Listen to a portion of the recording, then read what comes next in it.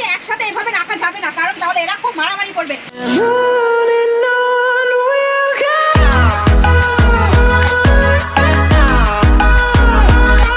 বন্ধুরা, এত পরিমাণে বৃষ্টি হচ্ছে বাইরে, পুরো দেখো আমার ছাদের কি অবস্থা, পুরো জল জমে গেছে।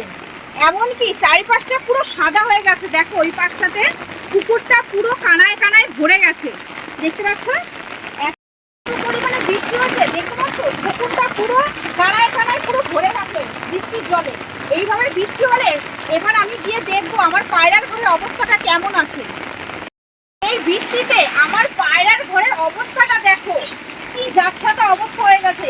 এত পরিমাণে জল ঢুকেছে যে পায়রাগুলো নিচে নামতে পারছে না, সব দেখো ভয়ে সব জড়সড় হয়ে গেছে।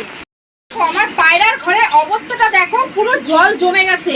জল জমে এই জায়গাটার কি অবস্থা, এতটা পরিমাণে বৃষ্টি হয়েছে, দেখো টালি ভেদ করে পর্যন্ত ভেতরে জল ঢুকে গেছে।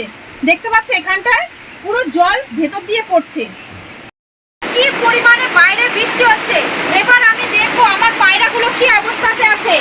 দেখো যে সমস্ত পায়রাগুলো ওপরে আছে তাদের ব্যাপারটা আলাদা, যেইগুলো পায়রা নিচে আছে তাদেরকে আমি ধরে ধরে ওপরে তুলে দেবো।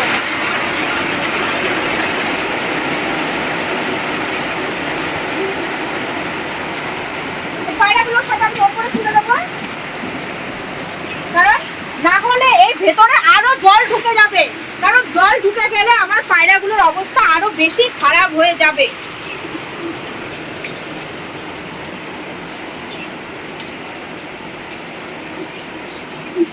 আমি এদেরকে সব ওপরে তুলে দিলাম। এদেরকে একসাথে এভাবে রাখা যাবে না, কারণ তাহলে এরা খুব মারামারি করবে।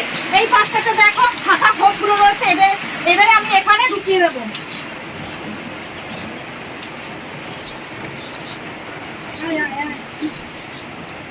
এদেরকে আমি পুরো আলাদা করে দিলাম। দেখো এখান দিয়ে জল পড়ছে, কিন্তু জল এভাবে পড়লে আমার পায়রার ঘরটার অবস্থা আরো খারাপ হয়ে যাবে। তাই ভাবছি আমি এই জলের পাত্রটা আমি এখানে বসিয়ে দেবো, তাই জলটা যাতে বাইরে ছিটে না যায়, আমি তার জন্য এই জলের পাত্রটা এখানে বসিয়ে দিলাম।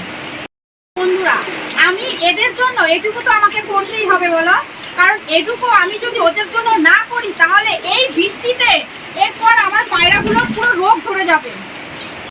আমি গিয়ে দেখবো আমার বদ্রির ঘরের কি অবস্থা আছে। আমি এই সাইডটা পুরো ঢেকে রেখেছি যাতে ভেতরে জল না ঢুকতে পারে, এমনকি ওপরে টিনগুলো এমন ভাবে দিয়ে রেখেছি যাতে ভেতরে জল না ঢুকতে পারে।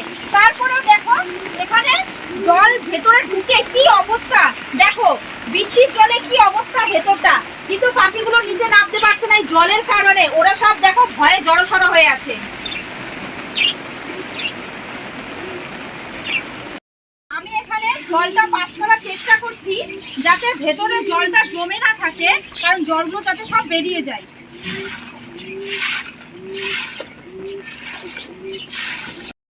আজকে বেশি কথা বলতে পারছি না, কারণ বৃষ্টিতে আমি পুরো ভিজে গেছি।